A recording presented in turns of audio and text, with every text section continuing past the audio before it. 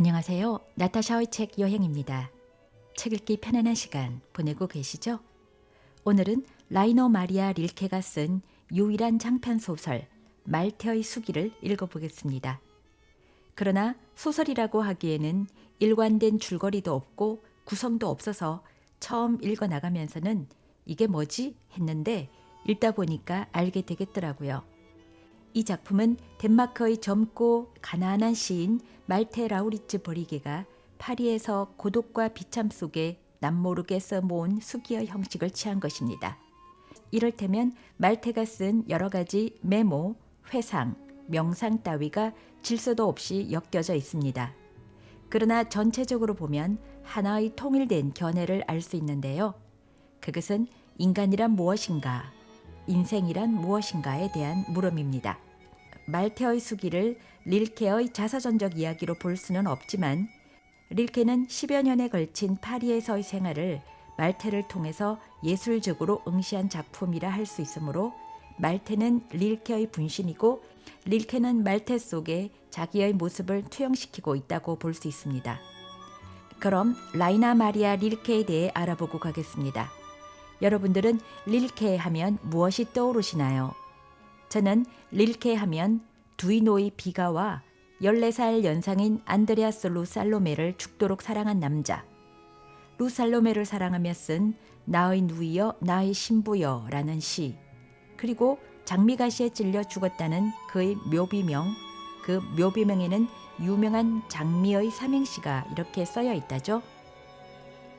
오 장미여 순수한 모순의 꽃, 꽃잎과 꽃잎은 여러 겹으로 겹쳐져 눈꺼풀 같구나. 이제는 누구의 꿈도 아닌 단단한 잠을 꼭 싸고 있구나. 그 가엾음이여. 라이너 마리아 릴케는 19세기 후반부터 20세기 전반에 걸쳐 독일에서 가장 뛰어난 시인 중 한 사람입니다. 릴케는 당시의 게오르게와 호프만시탈과 더불어 독일 근대 서정시의 효시로 일컬어지지만 릴케는 두 시인과는 전혀 다른 입장이었다고 합니다. 두 사람이 독일의 문화와 전통에 깊이 뿌리를 박거나 또는 귀족 사회의 정신적 예술적 분위기를 대표한 것이었다면 릴케는 그런 것과의 결부는 찾아볼 수 없다고 합니다. 그래서 흔히 릴케를 가리켜 고향이 없는 시인이라고 했답니다. 그것은 릴케가 유럽 각지를 떠돌아다닌 방랑 시인이기도 했고 그러다 보니 그는 언제나 국가, 민족, 시민사회의 밖에 서 있었고 독일 문화의 전통 속에서 살아본 일이 없었다고 합니다. 고향이 없다라고 하면 정체성이 없다는 말과 동일시할 수 있겠지만 릴케는 이러한 약점을 시나 문학의 특징과 새로움을 낳게 한 모태로 활용했습니다. 그러니까 자신의 약점을 뒤집어 적극적으로 자신의 근거로 삼은 최초의 시인이었다고 합니다. 고향이 없는 시인이 된 것은 어린 시절 생활 환경의 영향 탓이겠죠. 릴케는 1875년 12월 4일 프라하에서 태어납니다. 프라하는 지금은 체코슬로바키아의 수도이지만 당시엔 오스트리아 헝가리 제국에 속해 있던 지방 도시였습니다. 프라하는 보헤미아의 중심 도시로서 역사적 유서가 깊은 곳입니다. 당시엔 독일인이 그 도시를 지배하고 있었고 시민들 대부분은 체코인이었습니다. 릴케의 집안은 지배자 독일인 사회에 속해 있어서 프라하 도시의 문화적 전통에는 관심이 없었다고 합니다. 릴케의 아버지는 군인이었으나 병 때문에 중도에 제대한 뒤 보헤미아의 철도 회사에 근무했고 어머니는 유복한 가문 출신으로 유별나게 아집이 세고 허영심이 강한 여자였다고 합니다. 근면하고 소심한 남편과 맞지 않아 릴케가 10살이 되었을 때 별거를 했다고 합니다. 릴케는 5살 때까지 어머니에 의해 여자아이처럼 길러졌다고 합니다. 어린 릴케의 머리를 따서 내리고 스커트를 입히기도 했다네요. 어머니의 맹목적인 사랑 속에서 자란 릴케는 또래의 사내 아이들과 차단된 채 유약한 어린이로 성장했습니다. 이는 릴케의 인격 형성에 비정상적인 영향을 주었는데요. 어머니를 극도로 정오하게 된 것입니다.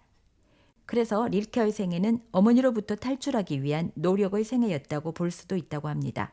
1886년 육군 유년 학교를 거쳐 육군 사관학교에 진학했으나 유약하고 신경질적인 릴케는 견디지 못하고 1년 남짓하여 퇴교합니다. 고향 프라하로 돌아가 1895년 김나지움 졸업 자격 시험에 합격한 후 프라하 대학에 입학하게 됩니다. 그때부터 시작에 손을 대기 시작합니다. 1896년 9월 릴케는 프라하를 떠나 맨헨에서 대학을 다닙니다. 이것이 그의 생애 최초의 탈출이 되었고 그 이후 다시는 프라하로 돌아가 산 일이 없다고 합니다. 어머니로부터의 탈출, 프라하의 소시민적 생활에서의 탈출, 또 협소한 지방 문단으로서의 탈출이 된 겁니다. 맨헨에서 릴케는 덴마크의 소설가 야콥센의 소설을 접하게 되었고 또 그곳에서 처음 만난 여자친구 루 안드레아스 살로메아의 만남은 릴케의 일생의 방향을 결정했다고 할 만큼 중대한 사건이었습니다. 니체의 애인이기도 했던 루 살로메는 날카롭고 풍부한 지성의 소유자였습니다. 곧 루 살로메에 관한 책도 소개할 시간을 가져보겠습니다. 1899년과 1900년 두 번에 걸쳐 그는 루와 함께 루의 고향인 러시아를 여행했었는데 그때 톨스토이와 야스나야 폴라냐를 만납니다. 릴케의 문학성은 루를 만나면서 엄청난 발전을 했다고 볼 수 있겠습니다. 그러나 그들의 사랑은 지속되지 않았습니다. 릴케는 조각가 클라라 베스트호프와 결혼을 하게 됩니다. 그리고 클라라는 로댕의 제자이기도 해서 릴케는 위대한 조각가 로댕과도 교류를 하게 됩니다. 그러나 방랑 시인들은 정착하는 것을 못하죠. 결혼 생활 1년 만에 혼자 파리로 떠납니다. 1902년 8월 파리에 온 릴케는 중대한 두 가지 체험을 하게 됩니다. 하나는 근대 도시 파리의 참상과 태폐 속에서 고독과 죽음의 불안을 깊이 체험했으며 또 하나는 로댕과 친하게 지내면서 그의 가르침을 받고 자신의 시에 새로운 세계를 개척한 일입니다. 여기서 릴케가 로댕에게서 받은 가장 큰 영향은 쉴 새 없이 일을 하고 있을 것. 이것만이 생활의 불안에서 우리들을 구해주는 일이며 예술가로서 입신하려는 사람이 사는 길이라는 신념이었습니다. 1902년 말 무렵 로댕 제1부 집필을 완료한 후 이탈리아로 여행을 다녀온 후 아내 클라라와 함께 로마에 체제합니다. 그곳에서 1904년 2월부터 말테의 수기를 쓰기 시작해서 1910년 1월에 간행합니다. 말테의 수기 완성은 릴케의 생애에 큰 의의를 갖습니다. 릴케의 생애 전기와 후기로 크게 나뉘고 또 파리에서의 생활도 이 시점에서 끝이 납니다. 1911년 10월 이탈리아의 아드리아 해안의 두이노 저택을 방문하게 되는데요.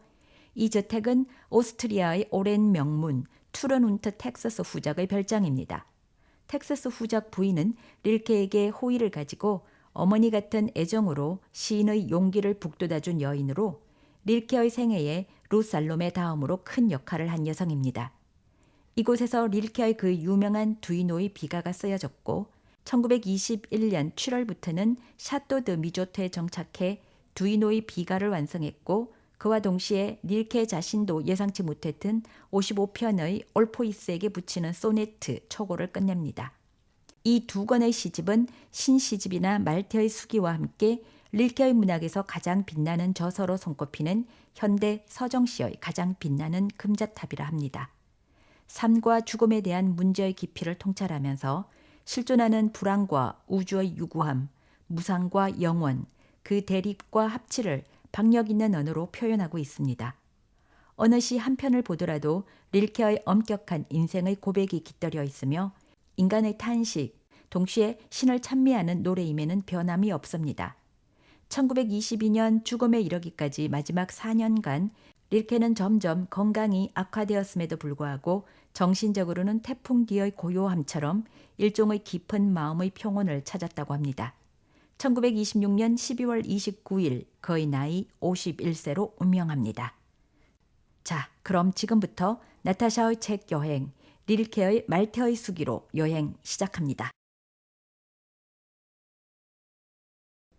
뚫리의 거리 9월 11일 그래, 그랬었던가. 이곳에 사람들이 오는 것은 살기 위해서였던가. 나는 오히려 여기서는 모든 것이 죽어간다고 말하고 싶을 정도이다. 나는 밖을 걸어 다녔다. 나는 보았다. 여러 개의 병원을. 나는 어떤 사람을 보았다. 비틀비틀 쓰러질 지경이었다. 사람들이 둘레를 둘러싸는 바람에 나는 더 이상 볼 수가 없었다. 나는 또 애기 뵌 여자를 보았다. 햇볕을 받아 따뜻해진 높은 담을 따라 무거운 몸을 느릿느릿 움직이고 있었다. 이따금 손을 뻗어 담을 더듬었다. 아직도 담이 그곳에 있는가 하고 확인하듯이. 분명 담은 아직 그곳에 있었다. 그 안은? 나는 지도를 찾아보았다. 산원. 하긴 몸을 가볍게 해주기는 하겠지. 그것을 위한 장소니까. 그 앞은 생자크 거리. 둥근 지붕의 큰 건물이 있다. 지도에 발러드 글라스 육군 병원이라고 되어 있었다. 그런 것을 알 필요는 처음부터 없었다. 허나 어쨌든 좋다.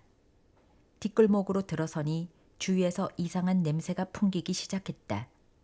냄새를 식별해낼 수 있는 한도 내에서 말한다면 요도포름 냄새가, 감자튀기는 기름 냄새가, 그리고 불안이 풍기고 있었다.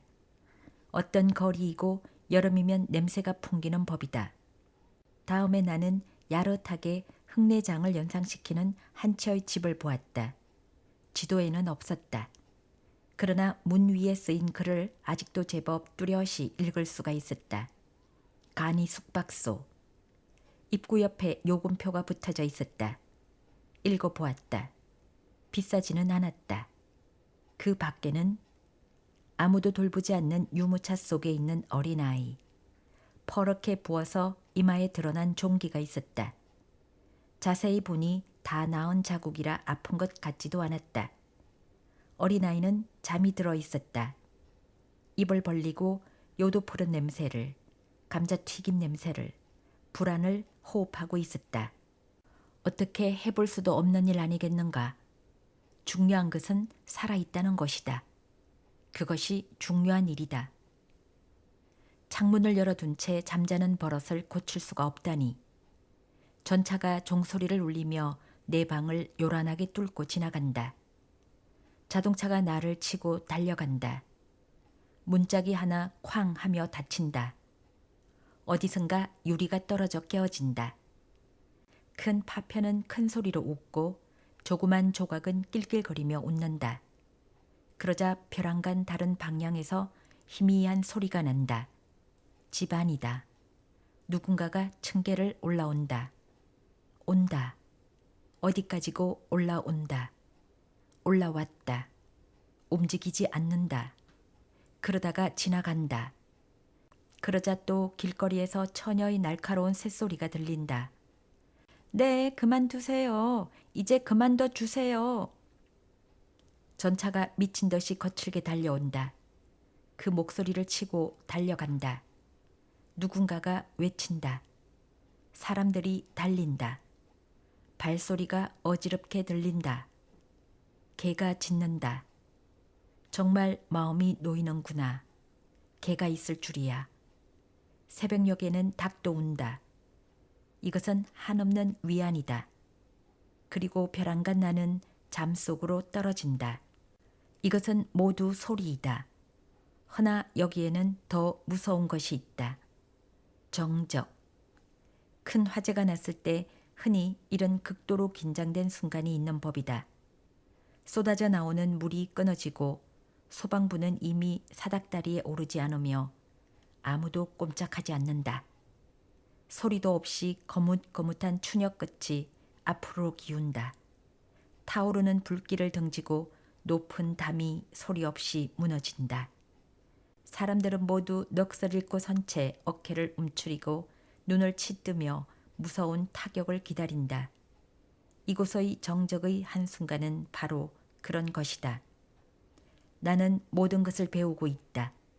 내 자신도 어떻게 된 셈인지는 모르나 모든 것이 전에 없이 깊숙이 내 속으로 들어와 여느 때 같으면 막다른 곳에 이르러 막히게 될 곳에서 막히지 않는다.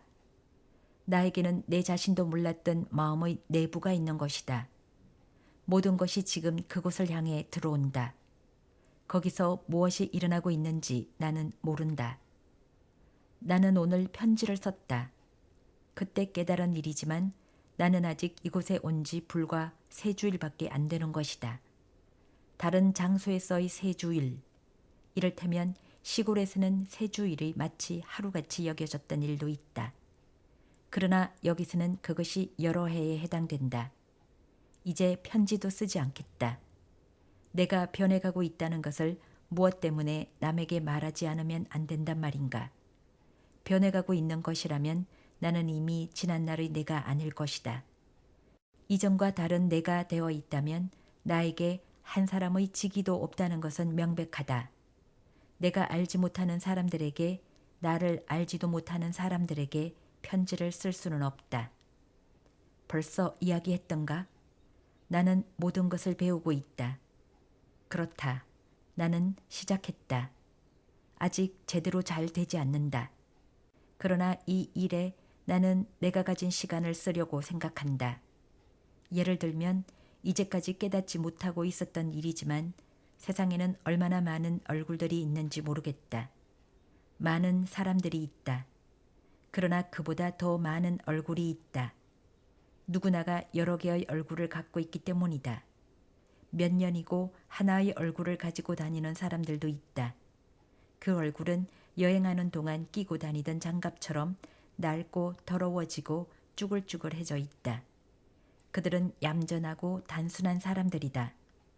얼굴을 바꾸려 하지 않고 세탁을 하러 보내려고도 않는다. 그래도 좋아 하고 그들은 주장할 것이고 그래서는 안 된다고 누가 말할 수 있겠는가. 다만 이러한 의문이 당연히 남는다. 그들도 그 밖에 몇 개인가의 얼굴을 갖고 있으면 그 밖의 얼굴을 어떻게 할 것인가. 간직해 두는 것이다. 아이들에게라도 줄 작정으로. 허나 그들이 키우는 개가 그 얼굴을 달고 밖을 나다니는 일이 있을런지도 모른다. 왜 없겠는가? 얼굴은 얼굴인 것이다. 그러나 한편 무서울 만큼 재빠르게 연거푸 얼굴을 바꾸어 버리는 사람들도 있다. 처음에는 얼마든지 바꾸는 수도 있을 거라고 생각되지만 그럭저럭 하다가 40살이 될까 말까 할 때 벌써 마지막 얼굴이 되고 만다. 물론 여기에는 내 나름대로의 비극이 있다. 그들에게는 얼굴을 소중히 하는 습관이 없다. 마지막 얼굴도 한 줄 만에 닳아버린다. 구멍이 뚫어지고 여기저기 종이짝처럼 얄팍해져서 어느덧 차츰 안이 드러난다. 이렇게 되면 이미 얼굴이라고는 할 수 없다. 그래도 그들은 그것을 달고 어정거리고 돌아다니는 거다. 허나 그 여자는 글쎄, 그 여자는 몸을 구부리고 두 손에 얼굴을 묶고 있었다. 노트르담 드 샹거리의 모퉁이였다. 나는 그 여자를 보자 발소리를 죽이고 지나가려 했다. 불쌍한 사람들이 생각에 잠겨 있는 것을 방해해서는 안 된다. 무슨 좋은 일을 생각해낼지도 모르는 것이다. 그러나 그곳에는 행인들이 너무 없었다. 한 길은 따분할 만큼 텅 비어 있어서 내가 걸어가는 발소리가 마치 남학신 소리처럼 여기저기에 울렸다. 여자는 깜짝 놀라 구부리고 있던 몸을 폈다. 몹시 급해서 세찬 몸짓을 했으므로 얼굴이 두 손 안에 남고 말았다. 거기에 얼굴의 움푹한 모양이 뚜렷이 남아있는 것을 나는 보았다. 두 손에만 눈길을 보내고 손에 얼굴이 담긴 머리 쪽을 보지 않으려고 나는 말할 수 없는 노력을 해야 했다. 얼굴을 안쪽에서 본다는 것은 무시무시했다. 그러나 얼굴이 없이 드러난 마치 상처 같은 머리는 더욱더 무서웠다. 나는 무서워서 견딜 수가 없다. 무섭다면 어떻게든지 그 공포에 맞서지 않으면 안 된다. 여기에 병에 걸리기라도 한다면 얼마나 비참한 마음이 될지 모른다. 누군가가 재빨리 나를 시립병원으로 싣고 간다. 만약 그렇게라도 되는 날에는 나는 틀림없이 거기서 죽어버릴 것이다. 이 병원은 시설이 잘된 병원이라 굉장히 번창하고 있다. 병원의 위치가 노트르담 사원 앞 광장이었기 때문에 사원의 정면을 구경하려는 사람들은 어지간히 조심하지 않으면 전 속력을 내어 병원으로 달려가는 마차에 자칫하면 치일지도 모른다. 노상 방울을 울려대는 조그만 성한 마차지만 아무리 보잘것없는 서민이라도 죽음에 임박하여 하느님의 집이라는 이름의 이 병원에 정신없이 달려가려고 마음먹었다면 그것이 마지막이므로 설사 사강대공이라 할지라도 자가용 마차를 멈추지 않으면 안 될 것이다. 다 죽어가는 사람이란 고집이 센 법이다. 마르띠르 거리의 고물상, 르그랑 부인 따위라도 이 10대 섬의 어느 광장에 달려왔다고 하면 파리 전체의 교통이 두절되어 버리고 만다. 내친김에 말하지만 이러한 고약한 승합 마차에는 매우 호기심을 끄는 젖빛 유리창이 달려있다. 그 배후에 있는 근사한 고뇌의 장면이 떠오르는 것이다. 그 상상을 위해서는 접수구에 있는 여자 정도의 상상력이라면 충분하다. 상상력이 더 풍부해서 그것을 더욱 다른 방향으로 전진시킬 수가 있으면 이것저것 억척은 실로 끝이 없게 될 것이다. 나는 그 밖에 무게 역마차가 도착하는 것도 보았다. 시간에 따라 요금을 받는 역마차이므로 규정된 요금으로 달린다. 임종의 1시간이 2프랑이 되는 셈이다. 이 훌륭한 병원은 매우 오래되어서 이미 클로드 비히 왕 때부터 이곳의 몇 개인가의 침대에서 사람이 죽어갔다. 지금은 559개의 침대에서 죽어간다. 물론 공장에서 생산되는 것 같은 그런 식이다. 이런 대량 생산으로는 하나하나의 죽음이 그리 정성껏 만들어질 리가 없다. 하지만 그런 것은 문제도 되지 않는다. 문제는 양인 것이다. 지금 세상에 도대체 누가 정성 들여 완성시킨 죽음을 비싸게 살 것인가? 그런 사람이 있을 턱이 없다. 공들인 죽음을 하려고 생각만 한다면 할 수도 있는 부자들마저 될 대로 되라는 무관심을 가지기 시작하고 있다. 자기 자신의 죽음을 갖고 싶다는 소망은 점점 더 없어져 가고 있다. 이제 조금만 더 있으면 그러한 죽음은 자기 자신에게 적합한 생과 마찬가지로 거의 눈에 띄지 않게 되고 말 것이다. 당초에 무엇이든지 간에 눈앞에 진열되어 있는 세상인 것이다. 태어난다. 어떻게든지 하나의 살 길을 발견한다. 이미 만들어진 삶. 그것을 몸에 걸치기만 하면 된다. 이 세상에서 떠나고 싶다고 생각한다. 혹은 그렇게 강요당한다. 아니, 문제없는 일이다. 거기에 당신의 죽음이 있습니다, 손님. 운명에 따라 죽어간다. 몸에 들어온 병이 시키는 대로의 죽음을 주는 셈이다. 이것은 모든 병이라는 병을 판별할 수 있게 된 이래로 온갖 최후의 결말은 병이 짓는 것이지 인간 자신의 뜻대로 되는 것이 아닌 것으로 되었기 때문이다. 병자는 말하자면 무엇 하나 할 수 있는 일이 없다. 요양소에서는 환자들은 그야말로 무조건 복종하여 의사나 간호원에게 감사까지 해가며 죽어가지만 실은 요양소 지정의 죽음이라고도 할 수 있는 일이므로 보는 이도 그것을 좋아하는 법이다. 그러나 자기 집에서 죽게 되면 자연히 예법에 맞는 상류 계급의 죽음을 택하게 된다. 즉 그것과 동시에 제1급의 매장이나 그것에 따르는 일련의 화려한 의식이 이미 시작된 거나 다름없는 그러한 죽음이다. 그럴 때 가난한 사람들은 그 집 앞에 서서 마냥 바라본다. 가난한 사람들의 죽음은 말할 필요도 없이 평범해서 거추장스러운 일은 일체 없다. 몸에 대충 맞는 죽음이 발견되기만 하면 만족이다. 다소 크더라도 상관없다. 인간은 언제든지 약간은 커질 수 있는 법이다. 다만 품이 맞지 않는다든가 목이 답답하든가 하면 좀 곤란하지만 이제는 이미 아무도 없는 고향의 집으로 생각이 달려갈 때 예전이라면 이렇지 않았을 텐데 하고 나는 생각한다. 옛날 사람들은 알고 있었다. 알지 못했다 할지라도 느끼고는 있었다. 마치 과실이 핵을 갖듯이 사람은 자신의 속에 죽음을 갖는 것이라고. 아이들은 조그만 죽음을, 어른들은 커다란 죽음을 갖고 있었다. 여자들은 뱃속에, 남자들은 가슴속에 자기의 죽음이라는 것을 갖고 있었다. 그리고 죽음을 갖고 있다는 그 자체가 그들에게 독특한 위엄과 조용한 긍지를 주고 있었다. 나의 할아버지 늙은 시종 브리께에게도 말하자면 그는 하나의 죽음이 자기 내부에 깃들이고 있음을 알고 있었다. 그것은 어떤 종류의 죽음이었을까? 2달 동안 내내 고래고래 고함을 질러 그 외침 소리는 멀리 떨어진 농장까지 들릴 정도였었다. 그토록이나 길고 유서 깊은 그 저택도 이 죽음이 살기에는 너무나 좁아서 옆체를 더 늘려지어야 하지 않을까 하는 생각이 들었다.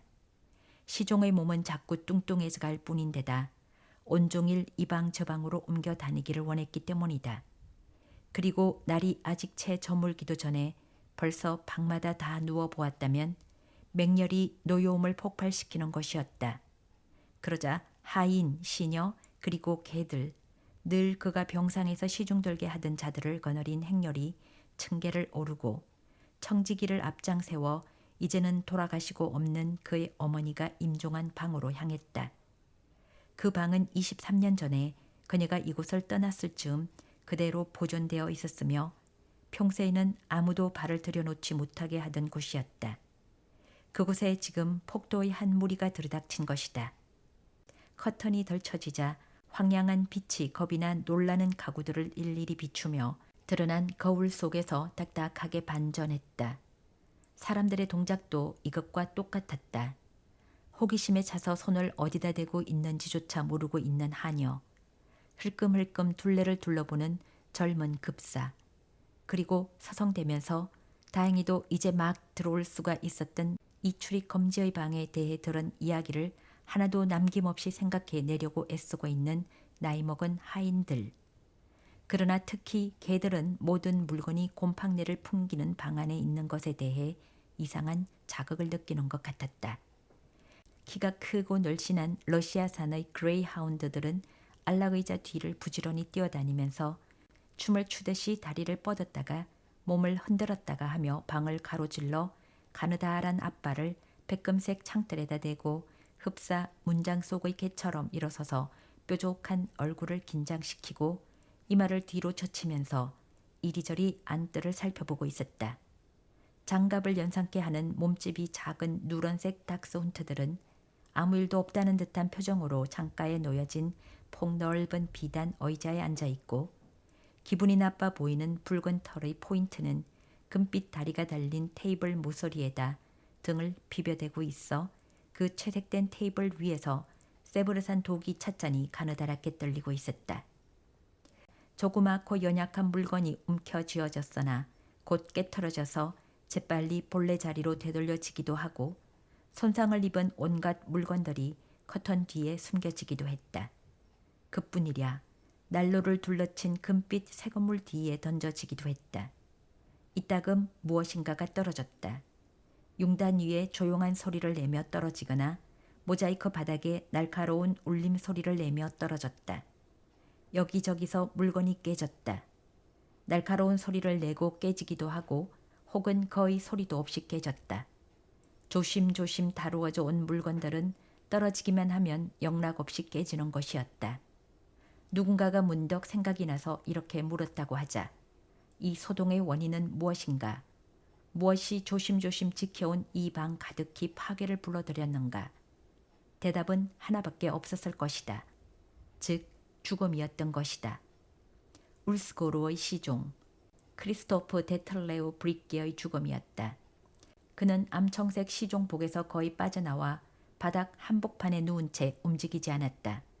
퉁퉁 부어 괴상한 모습이 되어서 이제는 알아볼 수 없게 된 얼굴 속에 두 눈은 문을 닫아놓은 것처럼 감겨져 있었다.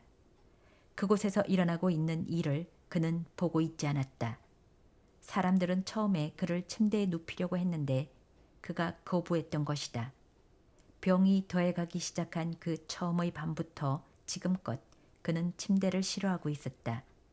게다가 위층의 이 침대는 너무 작다는 것도 알고 있었다. 그래서 융단 위에 눕히는 수밖에 별 도리가 없었다. 아래층에는 도무지 내려가려 하지 않았으니까. 그러한 까닭으로 그는 그곳에 누워 있었다. 죽지 않았나 하는 생각도 들었다. 차츰 어두워지기 시작하자 개들은 한 마리 두 마리 문틈으로 빠져나갔다. 다만 털이 빳빳한 기분 나쁜 표정을 한 한 마리만이 주인 곁에 웅크리고 앉아 굵직한 털복숭이 앞발 하나를 크리스토프 데틀레오의 큼직한 잿빛 손바닥 위에 얹어놓고 있었다. 하인들도 이제 거의 방을 나가 흰 벽의 복도에 서 있었다. 그곳이 방 안보다 밝았다. 그러나 아직도 방 안에 머물러 있던 패들은 방 한복판에 누운 채 점차 거무스름해져 가는 커다란 엉덩이를 이따금 훔쳐보고는 이제 적당히 썩은 물건을 가리는 커다란 의복에 지나지 않게 되어 주었으면 하고 바라고 있었다. 그러나 아직 남아있는 것이 있었다. 그것은 목소리였다. 7주일 전까지는 누구 한 사람 들은 적도 없었던 목소리. 왜냐하면 그것은 시종의 목소리가 아니었기 때문이다. 목소리의 주인은 크리스토프 데틀레오가 아니었다. 그 주인은 크리스토프 데틀레오의 죽음이었던 것이다. 크리스토프 데틀레오의 죽음은 이미 여러 날 전부터 울스고르에서 살면서 누구에게나 말을 걸고 많은 것을 요구하고 있었던 것이다. 실려갈 것을 요구하고 푸른 방을 요구하고 작은 객실을 요구하고 홀을 요구했다. 개들을 요구하고 사람들에게 웃고 이야기하게 놀고 조용히 할 것을 요구했으며 다른 모든 것을 함께 요구했다. 친구를 만나고 싶다. 여자들과 죽은 사람들을 만나고 싶다고 요구를 하고 자기도 죽고 싶다고 요구했다. 덮어놓고 요구했다. 요구를 하고 그리고는 고함을 질렀다. 밤이 되어 피로에 지친 하인들 중 불침범이 아닌 사람들이 잠을 자려고 하면 그때마다 정해놓은 듯 크리스토프 데틀레오의 죽음이 고함을 질러댔다. 외치고 신음하며 어르렁댔다. 그 목소리는 기다랗게 쉴 새 없이 계속되었으며 처음에는 함께 지저대던 개들도 끝내는 입을 다물고 드러누울 용기마저 없이 길고 가느다란 다리를 벌벌 떨며 움츠린 채 겁을 집어먹는 것이었다. 그리고 널따랗게 은빛으로 빛나는 덴마크의 여름 밤들을 꿰뚫고 그 죽음이 외치는 소리를 들을 때마다 마을 사람들은 폭풍을 만났을 때처럼 후다닥 뛰어 일어나 옷을 입고 말도 하지 않고 램프 둘레에 둘러앉아 외침 소리가 그치기를 기다렸다. 해산이 임박한 여인들은 제일 깊숙한 안방의 특히 가장 두꺼운 칸막이가 있는 침실에 눕혀졌다. 그래도 외침 소리는 들렸다. 마치 자기 뱃속의 외침 소리처럼 들렸다. 그러면 그녀들은 자기도 함께 일어나 있겠다고 애원을 하여 큼직한 흰 옷을 입고 나와 표정을 잃은 얼굴을 한 채 사람들 옆에 앉았다. 마침 그 무렵에 해산 기미가 있는 암소들은 구해줄래야 구해줄 길도 없이 태가 막힌 채였다. 어떤 암소는 아무래도 새끼가 나오지 않아 결국 죽은 태아와 함께 내장까지 후벼내게 되고 말았다. 누구나가 일의 절차를 잊어버려 간초를 들여놓은 것조차 잊어버렸다. 낮이면 밤이 오는 것을 두려워하고 밤은 밤대로 여러 밤 불면이 계속되거나 또는 느닷없이 위협을 받고 일어나곤 하기 때문에 사람들은 완전히 지쳐서 무엇 하나 생각을 정리할 수가 없게 되었던 것이다. 일요일날 사람들은 하얀 평화로운 교회에 모이면 이제 울스고르의 어르신네는 필요 없습니다 하고 기도했다. 이 어르신네는 무서운 주인이었던 것이다. 그리고 모두가 속으로 생각하고 기도한 것을 목사까지 꼴사납게 설교단에서 찌꺼렸다. 목사도 밤마다 시간을 빼앗겨서 하느님의 뜻을 모르게 되어 버렸던 터이므로 교회의 종도 같은 말을 하고 있었다.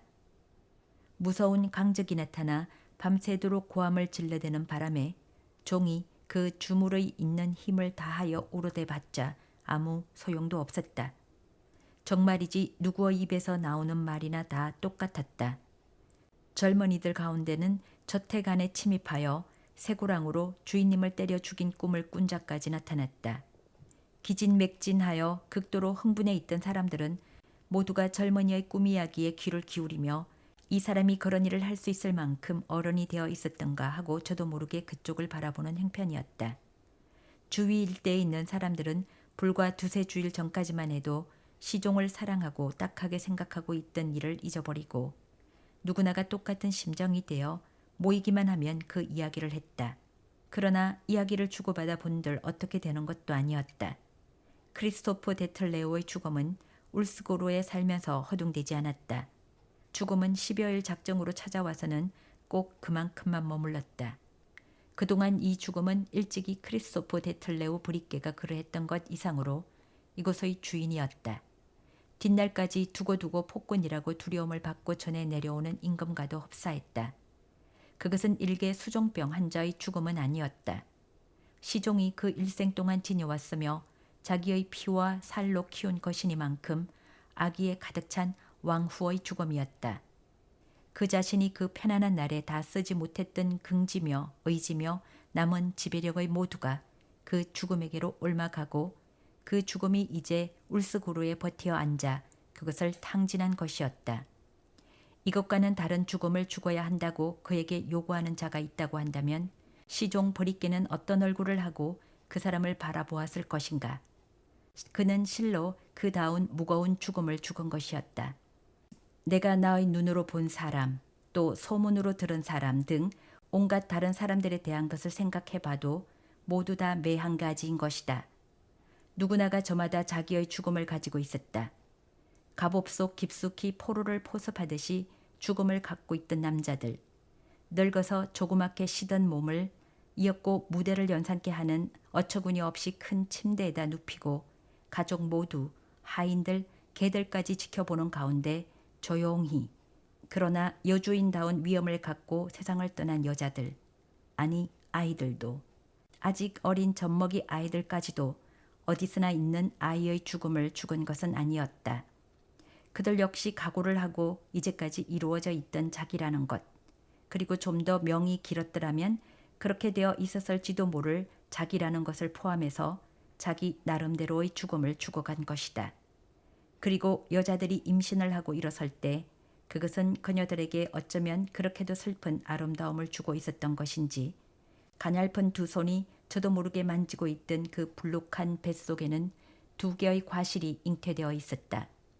태아와 죽음이 그녀들의 해맑은 얼굴에 떠오른 그 섬세한 미소는 때로 뱃속에 이 두 개의 것이 자라고 있다고 남몰래 생각하고 있었기 때문은 아니었을까. 나는 공포를 거역해 보았다. 하룻밤 내내 자지 않고 일어나 계속 글을 썼다. 나는 지금 울스구로의 들판을 멀리 걷고 난 뒤처럼 피로하다. 그러나 그러한 모든 것이 이미 없어지고 그 오래된 기다란 저택에는 알지도 못하는 사람들이 살고 있다고는 좀처럼 생각할 수가 없다. 박공이 있는 지붕 밑의 흰 다락방에는 지금 하녀들이 잠을 자고 있을지도 모른다. 저녁부터 아침까지의 무겁고 습기참 잠에 떨어져 있는지도 모른다. 그리고 여기에 아너니도 없고 소지품도 없이 트렁크 하나, 책보따리 하나만을 들고 아무런 호기심도 없이 세계를 떠돌아다니는 남자가 있다. 이것은 도대체 어떻게 된 생활인가? 집도 없고 집안에 전해 내려오는 가구도 없고 개도 없이 하다못해 추억이라도 가졌더라면 허나 누가 추억이라도 가질 수 있단 말인가? 어린 시절은 있었겠지. 그러나 그것은 땅속 깊숙이 묻혀져 있다. 그 모든 것에 다다를 수 있게 되려면 아마도 해를 거듭하지 않으면 안 될 것이다. 나이를 먹고 싶다고 나는 생각한다. 오늘은 아름다운 가을다운 아침이었다. 나는 띨러리 공원을 빠져나왔다. 동쪽 편의 태양을 등진 쪽은 모든 것이 눈부시게 빛을 가로막고 있었다. 빛을 받고 있는 쪽은 안개가 자욱히 끼어 마치 밝은 잿빛 커튼에 쌓여 있는 것 같았다. 아직 안개가 거치지 않은 뜰 안에서는 잿빛 그늘에 잠긴 잿빛 잎상이 빛을 받고 있었다. 기다란 화단에 심어진 꽃들이 여기저기서 눈을 뜨고 깜짝 놀란 목소리로 빨갛다 하고 외쳤다. 그때 무척 키가 크고 야윈 사나이가 모퉁이를 돌아오고 있었다. 사나이는 목발을 옆에 끼고 있었으나 이미 겨드랑이에 갖다 대지도 않고 가볍게 앞으로 내밀며 이따금 의식을 맡아보는 관리의 지팡이처럼 소리날 만큼 힘을 주어 땅을 짚었다. 사나이는 기쁨의 미소를 누를 수가 없어 지나치는 길의 모든 것에 태양에 나무에 미소를 보냈다. 사나이의 발걸음은 마치 어린아이처럼 조심스러웠으나 옛날에 걷던 걸음걸이의 추억에 가득 차서 이상하게 가뿐하였다. 저렇게 조그만 달에게 어쩌면 모든 것을 변화시키는 그런 힘이 있는 것일까? 주위의 것 모두가 투명해지고 가벼워져 밝은 대기 속에 보일 듯 말 듯 흐려졌다가 더욱 뚜렷이 보이는 그런 밤이 있다. 가까이 있는 것이 금방 아득한 색조를 띠고 멀어져 가서 다만 그 존재만이 나타날 뿐 손에는 닿기 어려운 것이 된다. 아득함과 관계를 갖는 것, 강, 다리, 기다란 거리, 혹은 아낌없이 사방으로 통하는 광장 등이 이 아득함을 배후에 받아들이고 그 위에 마치 비단의 색칠을 한 것 같이 그려진다. 그런 때 폭net불을 건너가는 연두색 마차, 뚜렷이 어떻게 포착하기 어려운 붉은 것, 혹은 늘어선 진주빛 집들을 에워싸는 방화벽에 붙어있는 한 장의 포스터마저도 어떤 의미를 나타내는지 그것을 말하기가 어려울 정도이다. 모든 것이 단순화되어 마네의 초상화 얼굴처럼 몇 개인가의 정확하고 밝은 면으로 요약된다. 무엇 하나 부족하거나 남는 것이 없다. 강가의 헌책 장수가 상자 속의 짐을 펼치고 있다. 가본으로 된 선명한 노랑, 퇴색한 노랑, 장정본의 보랏빛 나는 갈색, 좀 더 큰 화첩의 녹색, 그 모두가 잘 조화되고 어둠에서 전체의 부분이 되어 부족함이 없는 하나의 조화를 이루어낸다. 창 밑을 이러한 배합된 한 쌍이 지나간다. 여자가 밀고 있는 조그만 손수레, 그 앞쪽에 세로로 실은 선풍금, 바로 앞에 옆으로 비스듬히 어린아이를 넣는 광주리, 그 속에 아직 어린 젖먹이가 발을 버티고 서서 모자를 쓰고 좋아하며 가만 앉아있지 않는다. 이따금 여자가 선풍검을 돌린다. 그러면 어린아이가 또 광주리 속에서 일어서서 발을 굴러댄다. 초록색 나들이 옷을 입은 어린 소녀가 춤을 추면서 위의 창문들을 향해 탬버린을 쳐댄다. 보는 것을 배우고 있는 이상 나는 이제야말로 무엇인가 일을 착수하지 않으면 안 된다고 생각한다. 나는 28살. 지금까지 무엇 하나 일다운 일을 하지 않았다. 돌이켜보니 나는 까르파치오에 대해 논문을 하나 썼다. 서투른 것이다. 희곡이 하나. 결혼이라는 제목으로. 잘못된 것은 애매한 방법으로 억지 이론을 붙이려 한 것이다. 그리고 시. 이게 뭐란 말인가.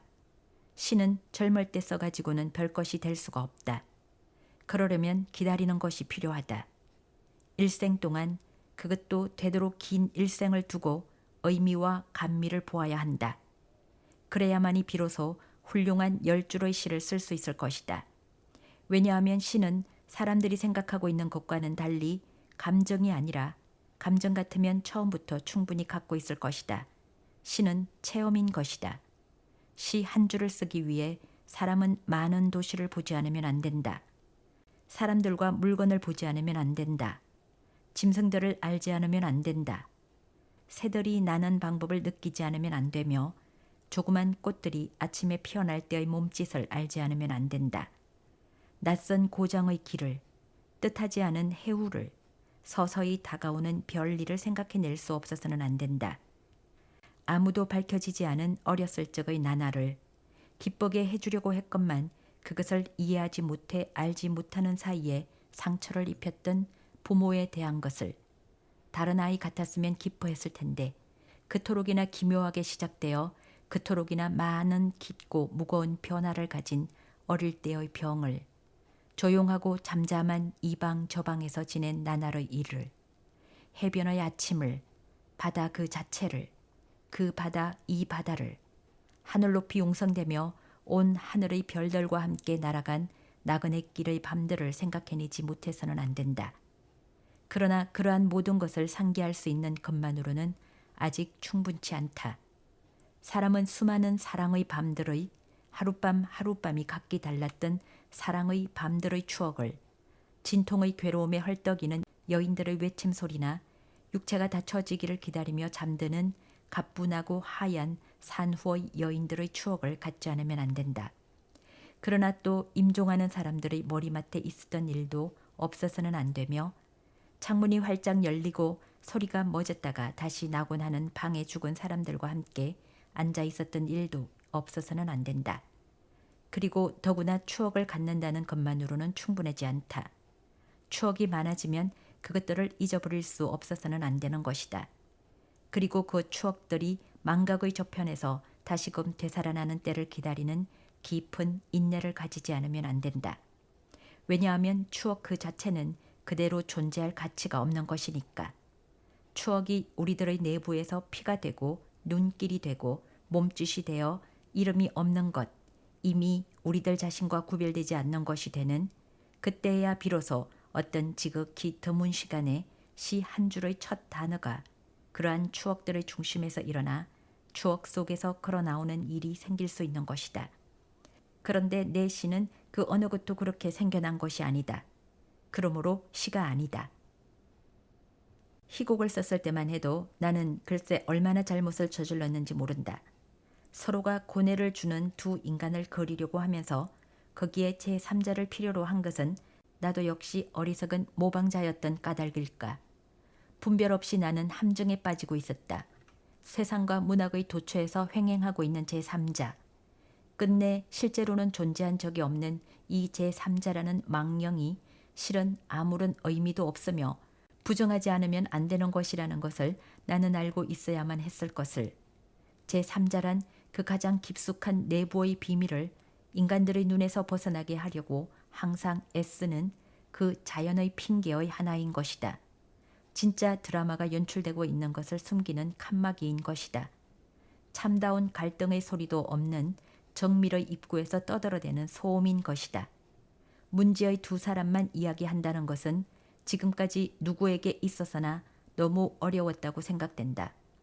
제3자는 가정의 존재이니만큼 오히려 과제로서 쉽다. 그것이라면 누구나 할 수 있었다. 그러한 희곡에서는 처음부터 벌써 제3자의 등장을 기다리는 초조감이 느껴진다. 거의 기다리고 있는 셈이다. 제3자가 나타난다. 그러면 만사가 잘 진행된다. 그러나 그 등장이 늦어지기라도 하면 말할 수 없이 따분해진다. 그것 없이는 아무것도 일어날 수 없으므로 모든 것이 정지하고 주체되어 기다려진다. 그런데 어떻게 될까? 만약 이 지체와 정지와 지연이 그대로 계속된다면 어떻게 될까? 극작가 선생이여, 그리고 인생에 대해 밝은 관객 여러분이여. 만약 어떤 결혼에도 짝 열쇠처럼 꼭 들어맞는 인기자인이 방탕아 혹은 불손한 애송이가 소식불명이 되었다면, 예를 들어 그가 악마에게 납치라도 되었다면, 글쎄 그렇게 가정을 해보자. 갑자기 누구나가 다 극장이라는 인공의 공허함을 깨닫는다면, 극장이라는 극장은 위험한 구덩이처럼 판자로 둘러쳐져 구분된 관객석 구석에서 다만 옷 좀나방만이 허무하게 텅 빈 극장 안을 하늘하늘 날아다닐 것이다. 이렇게 되면 극작가 선생은 별장에 편안히 앉아 있을 수는 없을 것이다. 온갖 공공의 첩보기관이 그들을 위해 어떤 세계의 끝까지라도 희곡의 줄거리 그 자체였듯이 둘도 없는 제3자를 찾아다니게 될 것이다. 그러나 그때에도 이 제3자 아닌 요긴한 두 사람은 세상 사람들에 섞여 살고 있는 것이다. 믿기 어려울 만큼 많은 말을 할 것 같으면서도 아직 아무 말도 하지 않고 있는 이 두 사람은 고뇌하고 행위하며 자기들을 어떻게 구원해야 할지 모르는 채로. 우스꽝스러운 일이다. 나는 이 조그만 방에 앉아 있다. 나 브릿게 28살이 된 이 나를 알고 있는 사람은 아무도 없다. 나는 여기에 앉아 있다. 나는 전혀 아무것도 아니다. 그러나 그 아무것도 아닌 존재가 생각을 하기 시작한다. 층계를 5개 올라온 방에서 잿빛으로 흐려지는 파리의 어느 오후, 이런 생각에 잠기는 것이다. 이런 일이 있을 수 있을까 하고 그 아무것도 아닌 존재가 생각한다. 이제까지 무엇 하나 참다운 것, 소중한 것을 보여주지도 못하고 인정도 받지 못하고 말도 들어보지 못했다는 사람이 사물을 보고 통찰하고 적어두는 것이 몇천 년에 걸쳐 이루어졌건만 그 몇천 년을 마치 버터빵과 사과 한 개를 먹는 국민학생의 점심시간처럼 허무하게 흘러가는 대로 내맡겨 두었다. 되간절 그런 일이 있을 수 있을까? 그렇다. 그것은 있을 수 있는 일이다. 인류는 온갖 발견과 진보를 이루고 문화와 종교와 철학을 가졌음에도 불구하고 생의 표면에 머물러 있을 뿐이라는 것이 과연 있을 수 있는 일일까? 그 표면만 하더라도 어쨌든 무엇인가는 했을 텐데 믿을 수 없을 만큼 어처구니 없는 물질로 덮여져 마치 여름 휴가 동안에만 사람들이 모이는 살롱의 가구처럼 변해버렸다. 그런 일이 있을 수 있는 것일까? 그렇다. 그것은 있을 수 있는 일이다. 세계의 모든 역사가 오해되어 왔다. 그런 일이 있을 수 있는 것일까? 과거의 모두가 잘못이었다. 길 가다가 쓰러진 남자의 주위에 사람들이 때를 짓는 바로 그때 이미 그 남자는 알지 못하는 사람이고 이미 죽어버렸으니까 문제도 되지 않고 이야기의 중심이 되는 것은 오로지 주위의 군중이듯이 과거는 언제나 어중이 떠중이에 대해서만 이야기되어 온 것이니까 하고 그런 일이 있을 수 있는 것일까? 그렇다. 그것도 있을 수 있는 일이다. 자기가 태어나기 전에 일어난 일을 낱낱이 돌이키지 않으면 안 된다고 믿는다. 그런 일이 있을 수 있는 것일까? 누구나 다 지나간 세대의 모든 것으로부터 태어난 것이니까 옛날에 일어난 일은 알고 있지 않으면 안 된다. 다른 것이라면 알고 있을지도 모르는 딴 사람들에게 말 참견시킬 필요는 없다고 한 사람 한 사람에게 설명하며 돌아다니지 않으면 안 된다. 그런 일이 있을 수 있는 것일까? 그렇다. 그것도 있을 수 있는 일이다. 그 사람들은 모두가 잊지도 않은 과거에 정통하고 있다. 그런 일이 있을 수 있는 것일까? 현실에 일어난 일은 모조리 그들에게 있어 무의미하며 그들의 인생은 빈집에 걸려있는 시계처럼 무슨 일에도 관련됨이 없이 끝나버린다. 그런 일이 있을 수 있는 것일까? 그렇다. 그것도 있을 수 있는 일이다. 지금 살고 있는 소녀들에 대해 무엇 하나 알지 못하고 있다.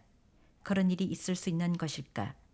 여자들이라고 말하고 아이들이라고 말하고 소년들이라고 말하면서 그러한 말이 벌써 오래전에 복수형을 상실하고 다만 무수한 단수를 나타내고 있다는 것을 깨닫지 못한다. 아무리 교양이 깊더라도 깨닫지 못한다. 그런 일이 있을 수 있는 것일까? 그렇다. 그것도 있을 수 있는 일이다. 하느님이라고 하여 그것이 무언가 우리들에게 공통된 것이거나 한 것처럼 생각하는 사람들이 있다. 그런 일이 있을 수 있는 것일까? 두 국민학생을 보라. 하나가 나이프를 산다. 그 옆의 하나도 같은 날에 같은 나이프를 산다. 한 주일이 지난 뒤 두 아이는 서로의 나이프를 보여준다. 그런데 이게 어찌된 일일까? 나이프는 전혀 다르게 변해 있다. 따로따로의 손 안에서 이토록 다른 것으로 변해버린 것이다. 그런 때 어느 쪽인가의 어머니가 말할 것이다. 정말 너희들은 무엇이든지 못쓰게 만들어 버리는구나. 그리고 또 그렇다. 사용도 하지 않는데 하느님을 가질 수가 있다고 믿다니. 그런 일이 있을 수 있는 것일까? 그렇다. 그것도 있을 수 있는 일이다. 그러나 이러한 모든 일이 있을 수 있다고 한다면 설사 겉으로만 보이는 것이라 할지라도 가능성이 있다고 한다면 그때에는 이 세상의 모든 일에든지 무엇인가 일어나지 않으면 안 된다. 이건 불안한 생각을 품은 사람이라면 누구라도 좋다. 등한하게 내버려 두었던 일을 완수하기 위해 당장이라도 시작하지 않으면 안 된다.